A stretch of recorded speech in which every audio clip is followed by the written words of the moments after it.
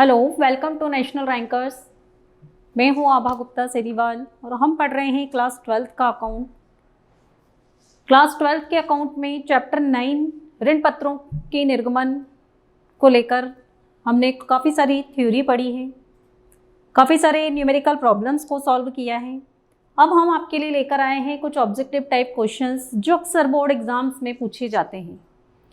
Board exams में इस chapter में से कम 5 मार्क्स के जो ऑब्जेक्टिव्स हैं वो पूछे जाते हैं। तो वो objectives fill in the blanks भी हो सकते हैं, चूज द करेक्ट ऑप्शन भी हो सकते हैं, मैच द कॉलम भी हो सकते हैं, वन वर्ड भी हो सकते हैं।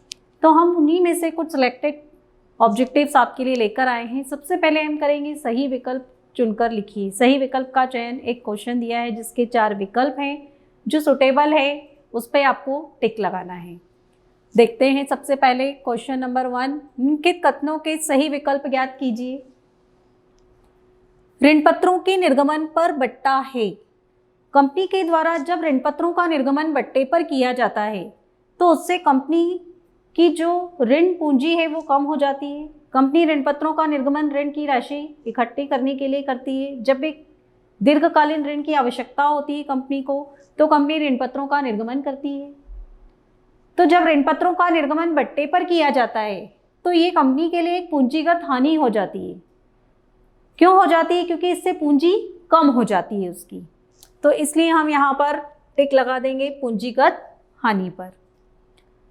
सेकंड है हमारा, ऋण पत्रों पर कंपनी द्वारा दिया जाता है ब्याज, लाभांश, सिर्फ लाभ में हिस्सा, ब्याज एवं लाभांश दोनों। जब इसकी थ्योरी पढ़ी थी तब मैंने आपको बताया था कि कंपनी के द्वारा ऋण पत्रों पर ब्याज का भुगतान किया जाता है, चाहे कंपनी को लाभ हो या हानि हो, ऋण पत्रधारियों को उनका ब्याज अवश्य दिया जाता है। तो यहाँ पर भी हम ए वाले पॉइंट पे टिक कर देंगे ब्याज पर। इसके बाद नेक्स्ट हमारा, ऋण पत्रों के निर्गमन पर हुई हानि को माना जाता है अमूर्त संपत्ति, चालू संपत्ति, चालू दायित्व और विविध व्यय। क्या क्वेश्चन है हमारा? ऋण पत्रों के निर्गमन पर हुई हानि को, अगर ऋण पत्रों के निर्गमन पर कोई हानि होती है तो उसे हम विविध व्यय शीर्षक में दर्शाते हैं। कहाँ पर दर्शाते हैं? विविध व्यय वाले शीर्षक में। अगला है, कंपनी के समापन की दशा में ऋण पत्र धारकों को प्राथमिक अधिकार होता है। जब भी कंपनी का समापन होता है तो जो ऋण पत्रधारी हैं, सबसे पहला अधिकार होता है उनका ब्याज प्राप्त करने का, और दूसरा अधिकार होता है उनका मूलधन, जो पैसा उन्होंने कंपनी को ऋण पत्र की राशि के रूप में दिया था वो वापस प्राप्त करने का। तो हमारा आंसर हो जाएगा डी वाला, ए और बी दोनों, मतलब उसे ब्याज भी पाने का अधिकार है और मूलधन राशि भी प्राप्त करने का अधिकार होता है। अगला है हमारा, ऋण पत्रधारी होते हैं कंपनी के स्वामी, कंपनी के सदस्य, कंपनी के लेनदार, कंपनी के ग्राहक। एक निश्चित समय के बाद ऋण पत्रधारियों को उनकी अमाउंट वापस कर दी जाती है, उनका जो मूलधन है वो उनको रिटर्न कर दिया जाता है, इसलिए ये कंपनी के लेनदार होते हैं। कौन होते हैं? ये कंपनी के लेनदार। इसलिए हम टिक लगा देंगे कंपनी के लेनदार पर। तो ये थे हमारे सही विकल्प। अब हमको करना है रिक्त स्थान। रिक्त स्थानों की पूर्ति कीजिए। ऋण पत्र पर की अधिकृत मुद्रा लगी होती है। किसकी अधिकृत मुद्रा लगी होती है ऋण पत्रों पर? जिस कंपनी की वो है, जिस कंपनी के ऋण पत्र हैं उस कंपनी की क्या लगी होती है? उसके ऊपर कॉमन सील, सार्वमुद्रा मतलब कॉमन सील। तो यहां पर हम लिख देंगे कंपनी।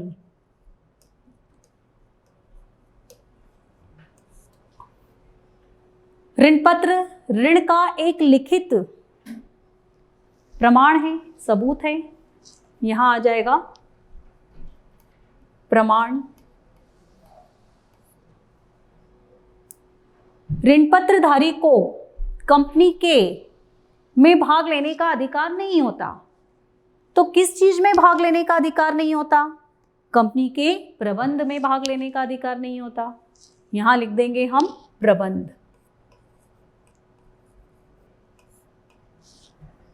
जिन ऋण पत्रों को अंशों में परिवर्तित कर दिया जाता है उन्हें ऋण पत्र कहा जाता है।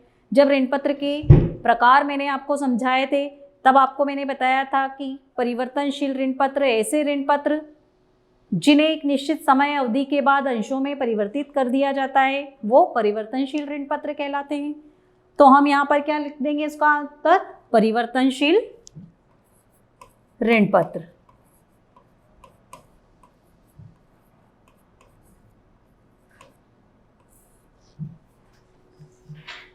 ऋण पत्रों का प्रतिफल होता है। ऋण पत्रों के बदले में कंपनी के द्वारा क्या दिया जाता है? ब्याज। तो प्रतिफल भी क्या होगा? ब्याज। यहां लिख देंगे हम ब्याज। तो ये थे हमारे रिक्त स्थान। अब हम करेंगे सत्य असत्य में उत्तर दीजिए। आपको एक वाक्य दिया गया है, ये सही है या गलत, ये आपको बताना है। सबसे पहला इसमें दिया है हमको कि ऋण पत्रधारियों को निश्चित दर से लाभांश मिलता है। क्या ये कथन सत्य है? नहीं, ये गलत है। ऋण पत्रधारियों को ब्याज दिया जाता है, लाभांश का भुगतान अंशधारियों को किया जाता है। तो इसलिए हम यहां पर लिख देंगे असत्य।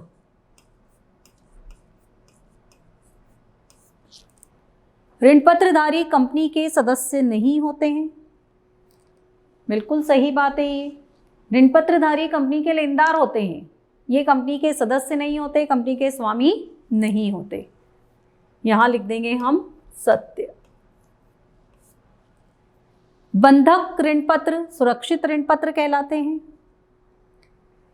बंधक ऋण पत्र सुरक्षित ऋण पत्र कहलाते हैं। बंधक मतलब जो गिरवी रखे हुए हैं, जो कंपनी की संपत्ति के ऊपर प्रभाव उत्पन्न करते हैं, जिन्हें गिरवी रखकर ऋण पत्र लिए जाते हैं।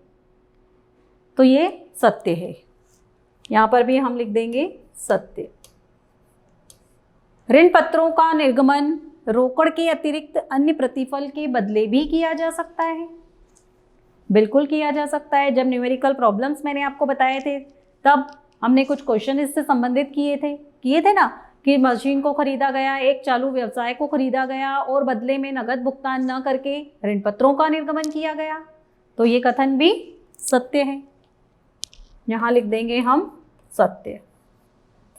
इसके बाद ऋण पत्र अल्पकालीन ऋण की प्रकृति के होते हैं। क्या ऋण पत्रों के द्वारा लिया गया ऋण अल्पकालीन होता है? नहीं। जब भी कंपनी को दीर्घकालीन ऋण की आवश्यकता होती है तो वो ऋण पत्र निर्गमित करती है। अल्पकालीन ऋण वो बैंक से लेती है, कोई भी वित्तीय संस्था, फाइनेंशियल इंस्टीट्यूशंस होते हैं, उनसे लेती है। तो दीर्घकालीन ऋण के लिए कंपनी के द्वारा ऋण पत्रों का निर्गमन किया जाता है। तो ये असत्य की उसमें आ जाएगा, असत्य। तो ये हो गए हमारे सत्य असत्य। अब हम करेंगे एक शब्द में उत्तर दीजिए। ये जो हमको क्वेश्चन दिए गए हैं, इनका उत्तर हमें सिर्फ एक शब्द में देना है। वे ऋण पत्र जिनका हस्तांतरण सुपुर्दगी मात्र से हो जाए कहलाते हैं। सुपुर्दगी मात्र मतलब जिनके पास ये ऋण पत्र होते हैं वही इसके स्वामी होते हैं। तो ब्याज का भुगतान भी उन्हीं को किया जाता है। तो ऐसे जो ऋण पत्र होते हैं वो वाहक ऋण पत्र कहलाते हैं। क्या कहलाते हैं? वाहक ऋण पत्र।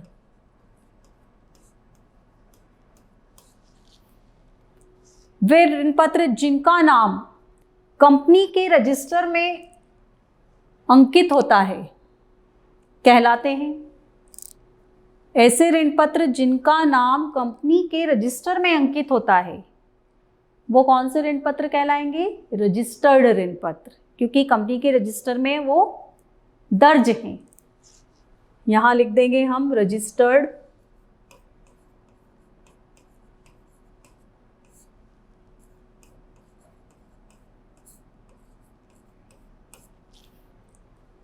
क्या ऋण पत्रों को जब्त किया जा सकता है? नहीं। अंशों की तरह ऋण पत्रों को जब्त नहीं किया जा सकता है।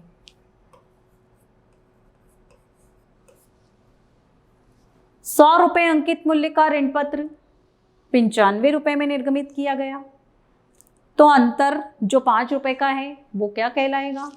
जब ऋण पत्रों की अंकित मूल्य से कम मूल्य पर निर्गमन किया जाता है तो जो अंतर की राशि होती है वो डिस्काउंट कहलाती है, बट्टा कहलाता है। कटौती या बट्टा, आप दोनों में से इसमें कुछ भी लिख सकते हैं।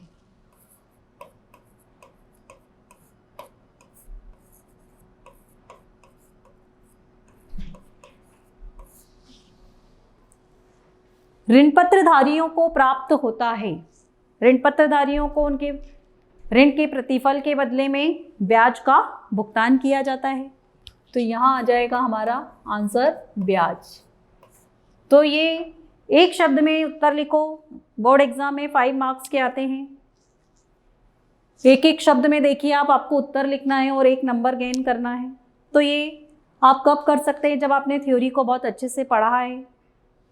थ्योरी में से ही ये सारे क्वेश्चंस बनते हैं। ये ऋण पत्रों के प्रकार में, जब हमने ऋण पत्रों के प्रकार पढ़े थे तब वाहक ऋण पत्र के बारे में मैंने आपको बताया था। रजिस्टर्ड ऋण पत्र जो कंपनी के रजिस्टर में अंकित होते हैं, जिनका नाम, वो रजिस्टर्ड ऋण पत्र कहलाते हैं। तो कहने का मतलब ये है कि जब आप थ्योरी अच्छे से पढ़ेंगे तो ऑब्जेक्टिव आपको अपने आप ऑटोमेटिकली आते चले जाएंगे। इसके बाद अब हम करेंगे सही जोड़ी। निम्नलिखित की सही जोड़ियां बनाइए। कॉलम ए में हमको जो दिए गए हैं उनको कॉलम बी से हमको मैच करना है। सबसे पहले हमको दिया गया है ऋण पत्रधारी। अब ऋण पत्रधारी, इनमें से देखिए आप कौन सा उनके लिए सूटेबल है। पूंजीगत लाभ नहीं आएगा, सुरक्षित ऋण पत्र, पूर्ण प्रदत्त होना, प्रबंध में भागीता नहीं।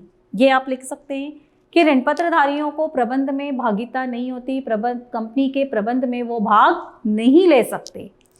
तो ये हो जाएगा हमारा फर्स्ट। सेकंड, शोध्य ऋण पत्र। शोध्य ऋण पत्र ऐसे ऋण पत्र होते हैं जिनको एक निश्चित समय अवधि के बाद पुनर्भुगतान कंपनी के द्वारा कर दिया जाता है। तो इसका आंसर हो जाएगा निश्चित समय के बाद पुनर्भुगतान। अशोध्य ऋण पत्र। अशोध्य ऋण पत्र मतलब ऐसे ऋण पत्र जिनका भुगतान कंपनी की इच्छा पर निर्भर करता है। तो ये हो जाएंगे कंपनी की इच्छा पर पुनर्भुगतान। इसके बाद ऋण पत्रों के निर्गमन से प्राप्त राशि। ऋण पत्रों के निर्गमन से जो राशि प्राप्त होती है वो सुरक्षित ऋण कहलाती है। संपत्ति बंधक। बंधक का मतलब होता है गिरवी रखना। तो संपत्ति को गिरवी रखकर कौन से ऋण पत्र निर्गमित किए जाते हैं? सुरक्षित ऋण पत्र, जो कंपनी की संपत्ति पर प्रभार उत्पन्न करते हैं। ये हो गए हमारे 5वें नंबर पे। ऋण पत्रों पर प्रीमियम। ऋण पत्रों के निर्गमन पर प्राप्त होने वाला प्रीमियम कंपनी के लिए पूंजीगत लाभ होता है। ये इसका आंसर हो गया, पूंजीगत लाभ। और अब जो लास्ट बचा है ऋण पत्र स्कंद। ऋण पत्र स्कंद, स्कंद हमेशा क्या होता है? पूर्णदत्त होता है। तो यहाँ पे हम इसका कर देंगे ये 7वें नंबर पे। तो इस तरह से ये सही जोड़ी हमारी कंप्लीट हो गई और ऑब्जेक्टिव भी हमारे पूरे हो गए। तो ऑब्जेक्टिव आप बहुत अच्छे से करिए इसमें, क्योंकि 5 नंबर के ऑब्जेक्टिव आते हैं इस चैप्टर में से अकेले। तो वो ज़्यादातर वैसे मैच द कॉलम के रूप में आते हैं, कभी कभी फिल इन द ब्लैंक्स में भी पूछ लिए जाते हैं। तो आप बहुत अच्छे से इनको फोकस करें। Thank you.